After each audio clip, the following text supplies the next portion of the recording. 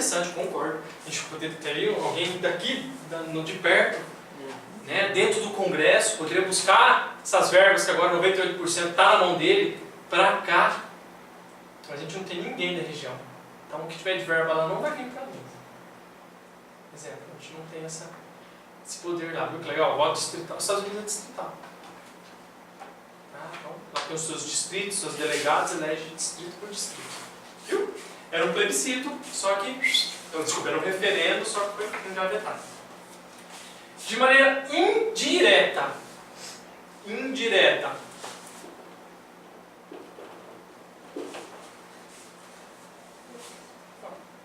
Você elege alguém que tem umas ideias consonantes com a sua para te representar. Então você indiretamente está exercendo um poder dentro da democracia. Você está colocando alguém para fazer as suas vezes lá no Congresso. Tá bom? Então, de maneira indireta, o povo exerce o poder, elegendo alguém. De maneira direta, eu diretamente voto. A gente tem uma terceira maneira, mas não cabe. A gente pode fazer, nós, o povo, podemos mandar um projeto de lei vindo da gente, partindo de nós mesmos. A gente manda um projeto de lei vindo do povo. Bom, e ele é votado. Tá? Viu que legal? Isso é esperado de democracia. Tá?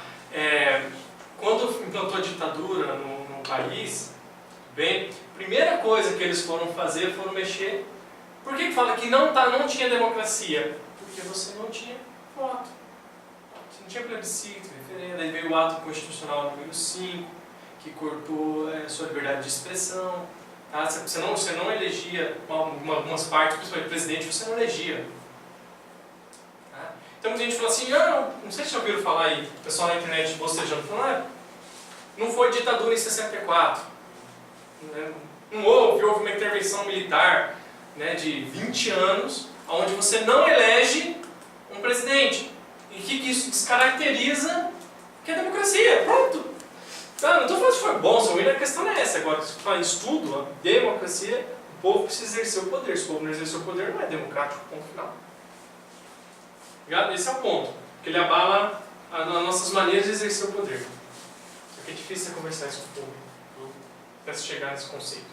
Viu quanta coisa o artigo 1º traz para a gente? Ele traz que, olha, o Estado brasileiro é fundamentado numa república democrática. Beleza? Tá? E nós temos estados que formam essa federação e eles são indissolúveis. E o país, essa república federativa, democrática, constituída por estados, municípios e Distrito Federal, tem como fundamento, soberania. O Brasil é soberano. O que eu quero dizer, nossas decisões, nós temos poder de decisão. Tá? Dentro do nosso espaço territorial nós somos soberanos. 2. Cidadania. O que é cidadania? Coloca aí na frente. Sufrágio universal, tracinho, voto. Sufrágio universal. Palavra bonita, né? Ela significa voto, tá? Você só é cidadão se você tem seus plenos direitos políticos, lembrou? Lembra que eu falei para vocês, toda vez que eu falo de cidadão, cidadania, eu estou falando de direito político, é voto. Tá? Então, para ser estruturado como democracia, o fundamento é a cidadania. Você tem que ter direito ao voto, ao sufrágio universal. Legal? A dignidade da pessoa humana, que o Brasil leva bem a sério. Não vem na parte de crime, como a gente trata as pessoas, né? Valores sociais do trabalho e da livre iniciativa. Valores sociais do trabalho e iniciativa a gente vai falar lá na frente no artigo 6º, mas eles falam para você que o Brasil vai criar situações para que seja possível as pessoas trabalharem de maneira mais livre. O pluralismo político. Nós aceitamos um pluralismo, entre aspas, um pluralismo político. Nós temos muitos partidos, muitas vertentes, tem muitas coisas. Tem países por aí que a dicotomia é mais agravante, né? Como os Estados Unidos, eu acho que é um exemplo bom. Democrata e republicano meio que só. Mas a gente tem muitas coisas aí no meio do caminho. Tem muitos tipos de partidos. Legal? O Brasil é permitido. Parágrafo único. Todo poder emana do povo, que o exerce por meio de seus representantes eleitos ou exerce de maneira diretamente, nos termos da Constituição. Viu o que ele quis dizer aí, né? exerce por meio de representantes eleitos ou exerce por meio direto. Eleitos, democracia indireta. Você exercer diretamente democracia direta. Tá? Nos termos da Constituição. A Constituição vai dizer lá no artigo 17, não cai para vocês. Tranquilo aí o artigo 1º? Deu para a gente ter uma noção do país, do que é? Tá? Foi assim que a gente se estruturou, tá bom? Artigo 2º. São poderes da União, grifa, independentes e harmônicos entre si. Legislativo, executivo e judiciário. São independentes, só que eles têm que se conversar. A gente fala que é harmônico. Um fiscaliza o outro e um pode fazer as vezes do outro em certas situações. Legal? Tá? Por exemplo, um poder executivo pode às vezes legislar através de um decreto. Olha que loucura. Legislativo pode julgar através de uma CPI. Judiciário às vezes faz o quê? Legisla quando ele vai lá e faz uma súmula, cria alguma súmula vinculante de alguma lei.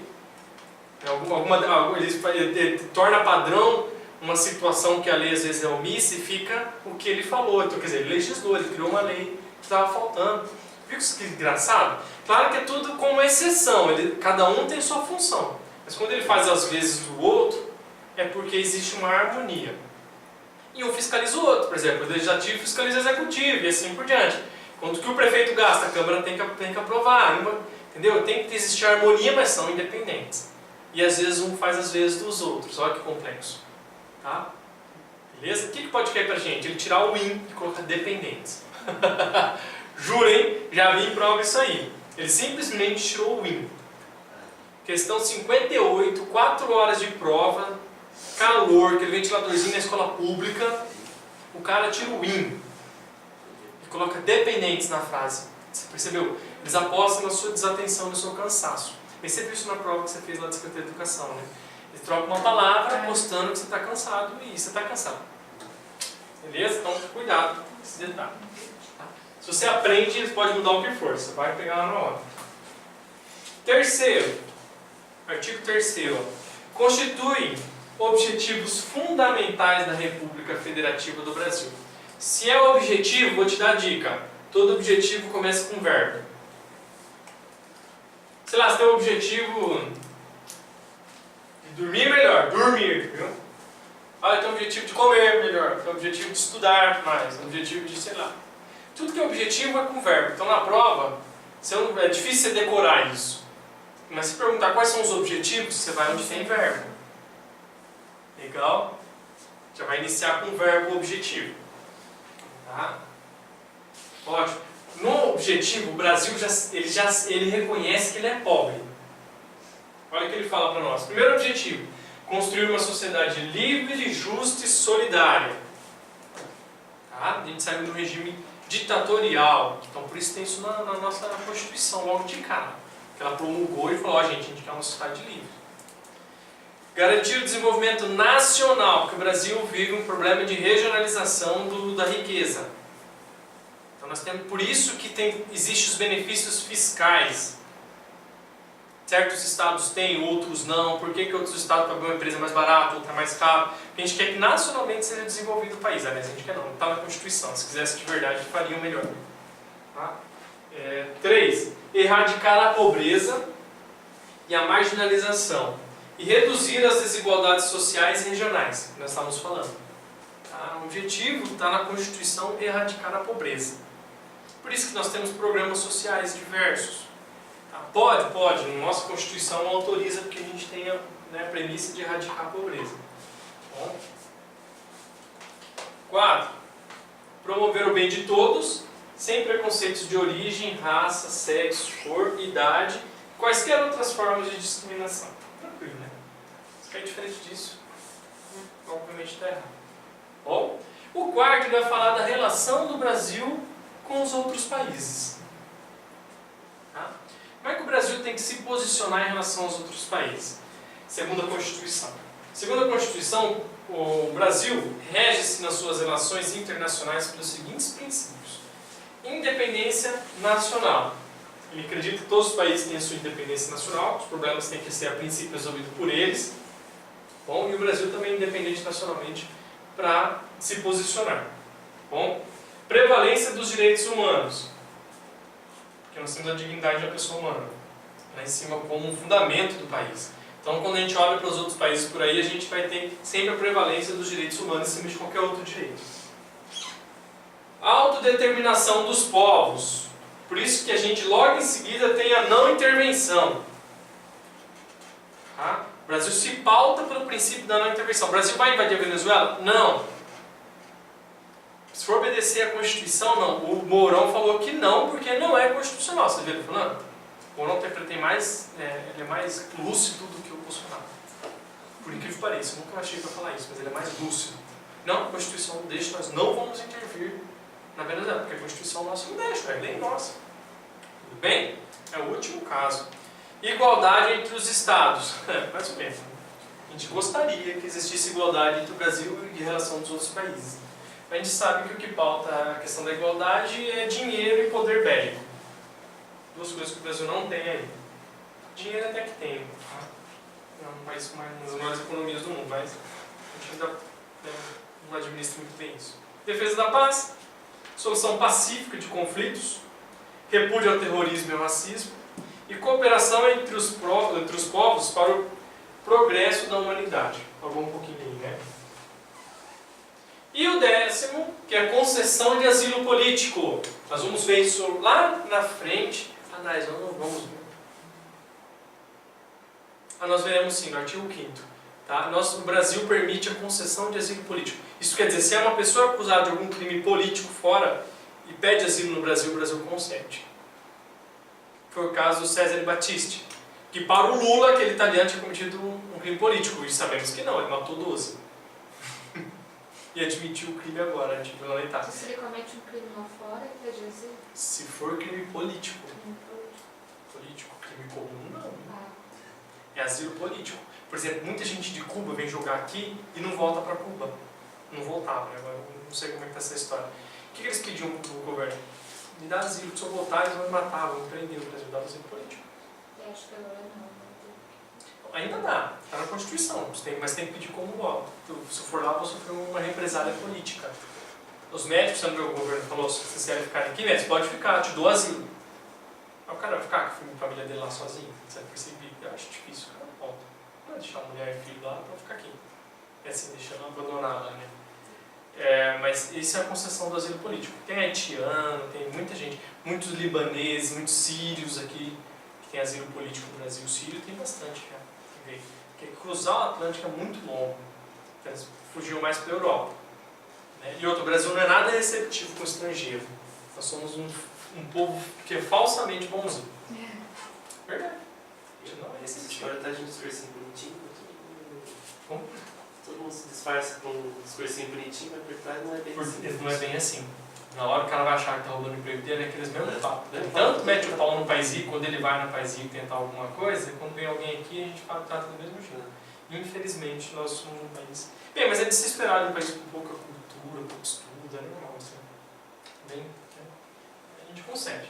Parágrafo único. A República Federativa do Brasil buscará a integração econômica, política, social e cultural dos povos da América Latina, visando a formação de uma comunidade latino-americana de nações.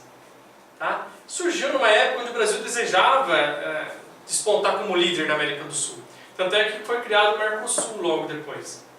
Mas sabemos que o Bolsonaro não é um cara tão muito fã do Mercosul, então ele está atrás do Pronasul agora, né? Que por enquanto não é bloco econômico, ainda é o Mercosul como bloco econômico. Mas ele já está criando uma influência nesse Pronasul. Pode ser matéria de atualidades, eu não vi esse cara para vocês, eu acho que não. Mas em outros concursos é matéria de atualidade das bolsas. Tá bom? E realmente o Mercosul, do meu ponto de vista, é bem ruimzinho. É um bloco bem fraco. Mas espero que o Brasil se alinhe a gente melhor para comprar e vender. O Mercosul, para mim, a gente tem mais a dar do que receber. Com certeza. Esse é o problema. A gente tem mais... E detalhe, se a gente conseguisse fazer essa interação de cultura também seria legal, mas o Brasil não interage muito. Não é muito fácil. não traz estudante de fora para cá, não manda nossos estudantes para lá. Precisa ter uma interação cultural melhor. O Brasil é muito fechado. Muito fechado. Beleza? Com os princípios fundamentais do Estado, a gente falou agora, a gente só falou do Estado do Brasil, repararam?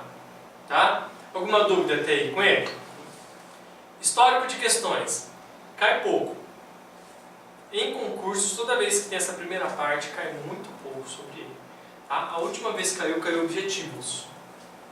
Bem, ele misturou o terceiro com o quarto, que é o posicionamento do Brasil fora. Você pode ver que no quarto não começa com nenhum verbo. Tá? Então a dica está aí. Falou objetivo, lembra que tem verbo, a gente faz uma relação.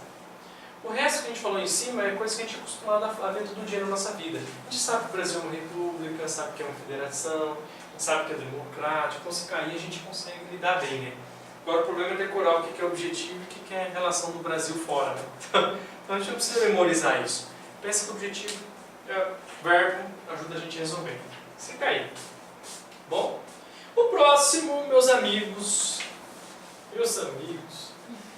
é a principal matéria do direito para todos os concursos que você for prestar. Bom, é a razão e proporção do direito. Tá? É a próclise lá do concurso de português. É a crase. Dentro do direito é o artigo 5º. Bom, o artigo 5º ele fala dos seus direitos e garantias fundamentais. Tá? Garantias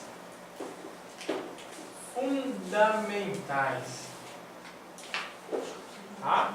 Direitos e deveres individuais e coletivos, do indivíduo e coletivo. Nós falamos também que são direitos indisponíveis. São direitos indisponíveis os que estão descritos no artigo 5º da Constituição.